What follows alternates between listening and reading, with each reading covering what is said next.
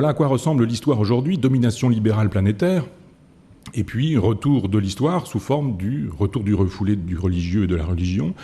Il va falloir désormais composer avec ça. Réduisons un petit peu notre champ d'action, notre champ de vision, et voyons un peu comment les choses fonctionnent en Europe.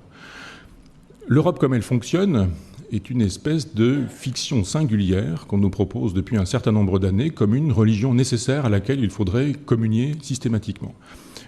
L'Europe est devenue l'horizon indépassable de la politique nationale, française et de tous les autres pays d'Europe. Il s'agirait de réaliser une nouvelle nation, une nouvelle patrie, une nouvelle communauté, du lien social, comme si ce qu'on ne parvenait pas à faire chez soi, dans une nation, ça devenait plus facile à faire quand on le faisait avec une vingtaine ou une trentaine de nations. Donc cette perspective philosophique manque. Il n'y a pas de perspective philosophique sur la question de l'Europe. Bien sûr qu'il faut être européen. On ne voit pas comment on pourrait ne pas l'être. Mais l'idée que l'option européenne, c'est essentiellement une option libérale, produit les effets délétères que nous savons. Les gens finissent par s'en apercevoir. Doucement, tranquillement. Ceux qui votaient non à Maastricht étaient, comme on le savait à l'époque, des provinciaux incultes, sous-diplômés, un peu abrutis, chasseurs, pêcheurs et traditions, etc. Enfin, la Vulgate nous le disait très précisément. Nous ne pouvions pas voter non à Maastricht sans être stigmatisés de cette manière-là.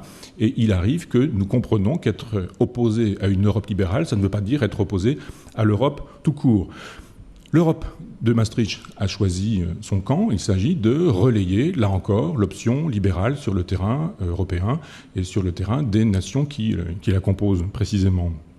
Il me semble que la disparition du politique est fictive. Il y a une disparition du politique dans le personnel politique. Bien sûr qu'il n'y a plus de politique quand il s'agit de voir comment sont défendues les idées politiques par le personnel politique. Le personnel politique en charge des affaires, droite et gauche confondues, propose non pas une démocratie, ça fait longtemps qu'on n'en est plus là, mais véritablement une oligarchie, au sens étymologique, le pouvoir de quelques-uns, le pouvoir d'un certain nombre qui, une fois à droite, une fois à gauche, défendent finalement globalement les mêmes idées. Le fond est semblable, il s'agit de travailler quelque peu la forme.